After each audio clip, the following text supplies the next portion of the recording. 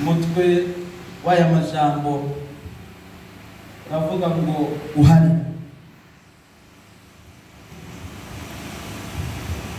Urashobora kwibagira ibyo twavuze byose cyangwa ukibuka mu bikeyi, ariko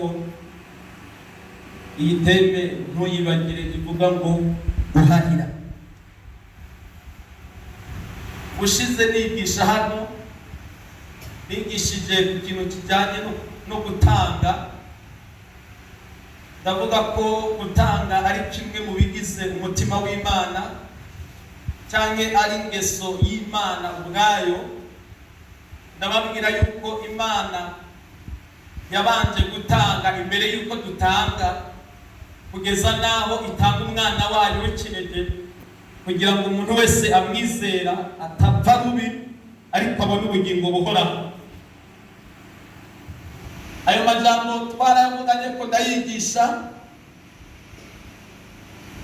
kandi n'itembe cyangwa ukuguharira nako nyene ni ingeso cyangwa ni kamere igize Imana ubwayo. Imana ikozwe mu guharira. Dusomye Bibiliya iratwereka ukuntu Imana yatanguye guharira Adamu na Eva bamaze gucumura, ngo bakagerageza uburyo bwose bishakamo imbaraga, bafata ibibabi ngo barabidondekanya kugira ngo bambare bafuke ubwambure bwabo. Imana ije kubarondera ngo basanga binyegeje, biba ngombwa ko Imana yica igikoko, ifata urusato rw'icyo gikoko irabambika kugira ngo ibagaragarize ko ibahari. Wanasifiwe. Igihe cyose Imana uhereye mu itanguriro ukageza mbere n'uyu munsi mu isezerano rishaje, Imana yamye ihamagara, yamye itakamba, isaba yuko abantu boyegera ikabababarira, ikabaharira.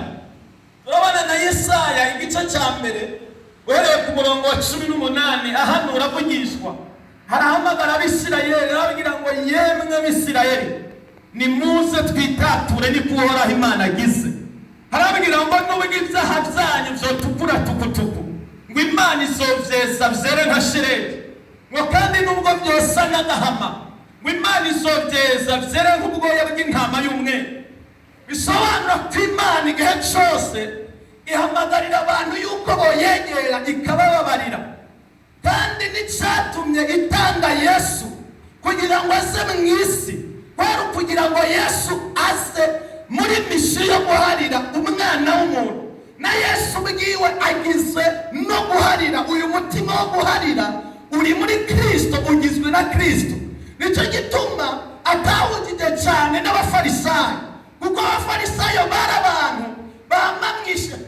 bama mw'ikanzu yera, biyita abagororotsi, biyita ko batunganye, bagashaka yuko na Yesu nimba bavuga ko ari Mesiya yoja mw'irigara ryabo, bakaza baraganira, bakaza baravugana, akaja mu mugwi wita abagororotsi. Ariko Yesu ntiyabemereye, yarababwira ngo jewe sinazanywe n'abagororotsi, nazanywe n'abanyabyaha. Sinazanywe n'abantu atatu bagwaye, nazanywe n'abantu bagwaye. Mbere mwibuke no kwa Zakayo, baratsitaye cyane Yesu amaze kurara kwa Zakayo, kuko bari bazi ko Zakayo ari umunyabyaha. Hanyuma Yesu ahitamwo kurara ku munyabyaha, kuko ari nacyo cyari cyamuzanye, kugira ngo atange imbabazi ku banyabyaha. Abafarisayo barababara n'abanyabwenge b'ibyanditswe, barabati kubera iki uyu mugabo yitwa ko ari Mesiya, hanyuma ngo ajye kurara ku banyabyaha. Ariko Yesu abwira Zakayo ati uyu munsi agakiza karageze iwawe mu rugo, ati uhereye uyu munsi nawe uri umwana wa Aburahamu. Wanasifiwe. Nicyo cyazanye Yesu, nicyo cyamuzanye, ni wo mutima yakuye imbere y'Imana, yakuye umutima wo kubabarira. Ni nayo miso yamurungitse, icyatumye ababaza, icyatumye acumita, icyatumye akubita, kwari kugira ngo aharire isi yari mu mwijima, ayikure mu mwijima ayishyire mu mucyo. Mana ishimwe. Mbere muribuka na cya kibuga igihe Yesu yari arigisha mu nzu, abantu babaye benshi,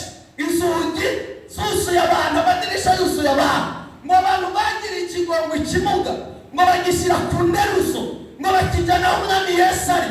Ngo bamaze kuhagera basanga ahantu hose hari abantu, babura ahantu bagicisha, ngo baca bafata ingingo yo kukiduza hejuru. Yesu mu kanya gato aza yumva inzu y'abandi barimo barayitibura amatsiko, agiye kurangamiza ngo babaga bafata cya kibuga barakibwira ati twari twagerageza kugusayidira, ibi nibyo dushoboye kugeza ku mwami Yesu nawe niyigwaniza. Ngo bagitiburira imbere yiwe. Yesu ngo akibonye, ijambo rya mbere yakibwiye ngo ibyaha byawe urabibabaye. Amen. Wanasifu kuko nicyo cyari cyamuzanye, kugira ngo hari ibyaha muri icyo gikorane. Hari abanyabwenge b'ibyanditswe atakindi bari baje kuranga, ntibari baje gufashwa, ntibari baje kumva inyigisho ya Yesu, bari baje gusuzuma ko ibyo Yesu yigisha bihuye na teoloji bize. Bumvise Yesu avuze ngo ibyaha byawe urabihari, bose baratsita ngo bidodomba mu mutima, baravuga ati uyu muntu ninde ashobora guharira ibyaha atabaye Imana? Ubwo niyo barogose. Ariko ngo Yesu abimenye harabwira ati none turi mwebe, icyoroshye cyane ikigoye ni ukubwira ngo ibyaha byawe urabihari, cyane no kubwira umuntu uti ikorera interuzo yawe witaye. Harabwira ngo kugira ngo mumenye ko umwana w'uko afite imbaraga n'ubushobozi bwo guharira ibyaha, fata interuzo yawe niwiterurire witaye. Mu buhinzi wanasifu inzira yabuze yinjira ayirenza soho. Haleluya! Abantu bose barumirwa, abanyabwenge b'ibyanditswe barumirwa, ariko ntibari baratahuye icyazanye umwami Yesu. Yari yaje kugira ngo harire abantu ibyaha byabo, ni nacyo gitambo yatanze kugira ngo harire abantu ibyaha bakoze. Uvuga ngo uyu mutima nawo wari muri Kristo Yesu kugeza n'ahageze ku musaraba. Wanasifiwe. Bahurira n'ibisuma bibiri, kimwe kiramutakambira kiramubwira ati jewe burya narinze ngo ukuri, haramubwira ngo uyu munsi nyine utabakijwe mu mazi menshi batanatwigishije inyigisho z'umubatizo turahurira nawe muri paradizo y'abera. Wanasifiwe. Yesu nashimwe. Iki kibandi nitanabatijwe cyagiye direct no kwero kure manase mbinguni. Nta bintu byo kubatizwa kumva ko anakire ekada, kubera gusa ko Yesu yaje mu munyembabazi. Wanasifiwe. Yaje afise umutima wo guhana kugeza n'abwira data, harabwira ngo aba bantu bangiriye nabi, bamereye nabi, banteye amabuye, banywesha inkarisha, aba bantu baharire kuko batazi icyo bagira gute bakora. Kandi aba bantu yasabira imbabazi bari barabwiye Pilato ati Pilato, uyu mugabo numurekure, amaraso yiwe natwe n'abana bacu adashaka guhaba. Ariko arabwira toya, ibi bintu ndabitesheje agaciro, ndabivuguruje imbere ya data. Data baharire kuko batazi icyo bakora. Uyu mutima wari muri Kristo Yesu. Wanasifu. Kandi natwe ikintu Imana iduhamagara, irashaka yuko dushushanywa n'umwana wayo, nk'uko Pawulo yandikiye ab'Ifilipi abiginga ngo ndabiginga mugire umutima nk'umwe wari muri Kristo Yesu. Yesu nashimwe. Imana iraduhamagarira, ni nacyo yaturemeye yuko dushushanywa nayo, dusa nayo, tugire umutima nk'uwayo, tubeho nkayo. Igihe kimwe abigishwa ba Yesu baramusaranye, aho yatabigishwa ba Yohana Umubatizi yarabigishije gusenga ubu baraguruka, barasenga ntiboraba ati natwe uyu munsi utatwigishije gusenga nutuvana,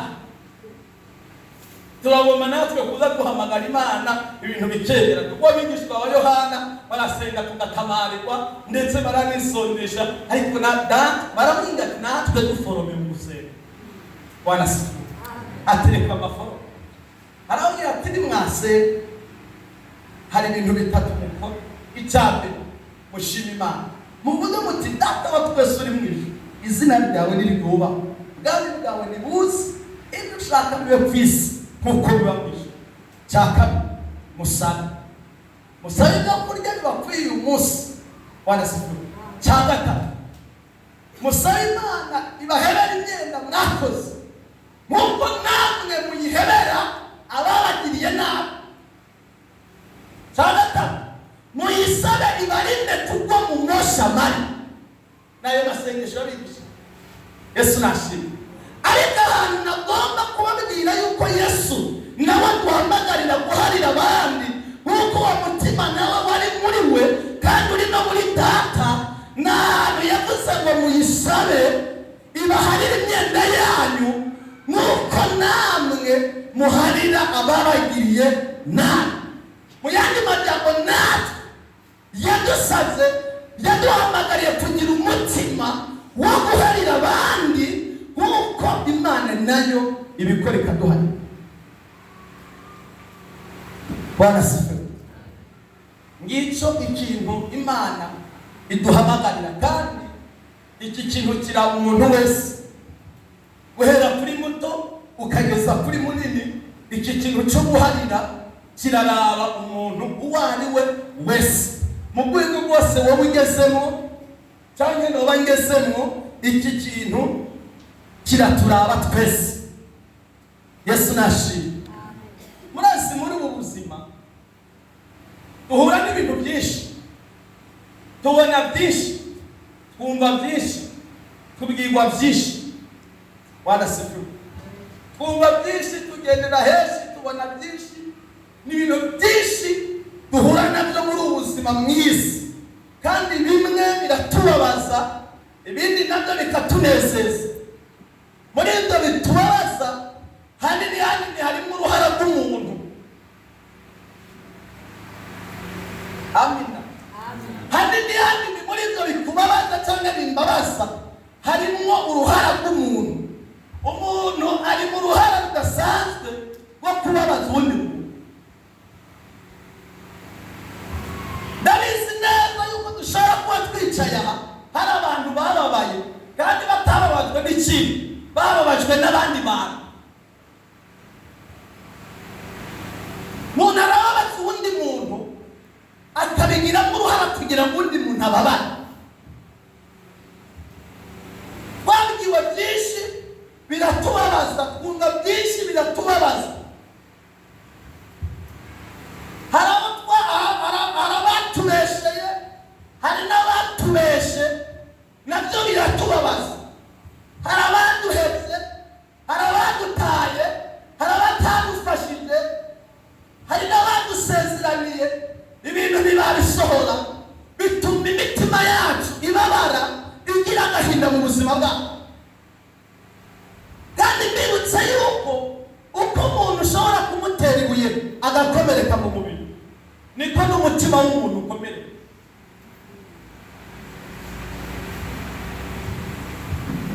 Hari ababaheraniye, mwari mwizeye, imitima yacu irababara. Hari ababaguze, hari ababesha, hari abapangira inyuma, imitima irababara. Ngo iyi si duhura n'ibintu byinshi bibabaza imitima, bikomeretsa imitima.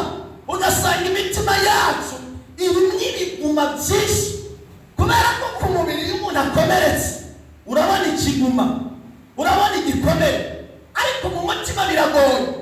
Dushobora kuba twicaye aha abantu twese twarashize dufise ibiguma byo mu mitima, kandi ugasanga ibyo biguma dushobora kuba twabitewe n'abantu twicaranye ngaha, dushobora kuba twabitewe n'abantu tubana, dushobora kuba twabitewe n'abantu dukorana, dushobora kuba twabitewe n'imiryango yacu, dushobora kuba twabitewe n'abantu twigana.